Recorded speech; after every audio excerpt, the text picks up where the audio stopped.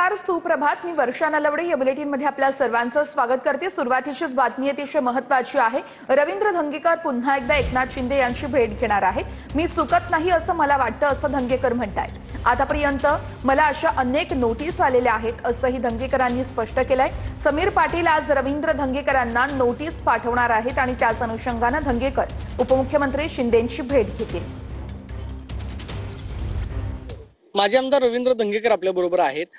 समीर पाटील यांच्यावरती तुम्ही जे आरोप केलेले आहेत त्या आरोपांना उत्तर म्हणून त्यास तुम्हाला कोर्टाची नोटीस पाठवणार आहे. त्यांचं असं म्हणणं आहे की पुरावे न देता तुम्ही आरोप करता. मी परत एकदा सांगतो की पुण्यातली गुन्हेगारी ही नेस्तनाबूत झाली पाहिजे. परवा मी शिंदे साहेबांशी बोललो आणि शिंदे साहेबांचं बी तेच मत आहे की पुण्याची गुन्हेगारी नष्ट झाली, परंतु मी अजून सविस्तर शिंदे साहेबांशी बोललो नाही. जे काही सविस्तर बोलेल त्यावेळेला मला शिंदे साहेब अजून त्यांच्या लक्षात आलं तर मी चुकीचं बोलतो तर ते मला लगेच सांगतील, नाही बोलत तर मला जे बोलायचं त्याला मला पुढं हे देतील. कारण आणि त्याच्यावर मला स्वतःला मी माझ्या बुद्धीला 10 वेळा विचारलं की धंगेकर तुम्ही चुकताय का, तर माझं मन सांगतं की तुम्ही चुकत नाही, तुम्ही लढताय. त्यामुळे आता मी कुठेही जायला तयार आहे आणि त्याच्या मागे कोण असा करता करविता त्यांच्या सहित सगळ्यांनी माझ्यावर ऍक्शन करून झाल्यात. ते अजून थोड्या ऍक्शन झाल्यात. समीर पाटलांचं करता करविता आता हे सारखं नाव घेणं बी जरा माझं तोंड आता सकाळच्या बारी मी कोणाचं नाव घेत नाही.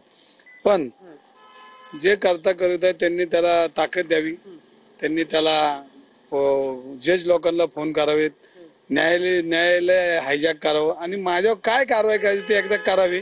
कारण माझ्यावर इतकी प्रचंड कारवाई झाली. नोटीस आली तर त्या नोटीसला कसं उत्तर देणार तुम्ही? त्याच पत्रकार परिषद पण घेणार? खरं सांगू का, अशाला नोटीस आल्यात मला, मी काय गैर बोललो. आणि खंडणीखोर आपलं मोकावाल्यांनी मला नोटीस द्यायची, हा लोकशाहीचा किती अपमान आहे. जर मोकावाला जर मला प्रेस नोट देतो तर पोलीस करतात काय?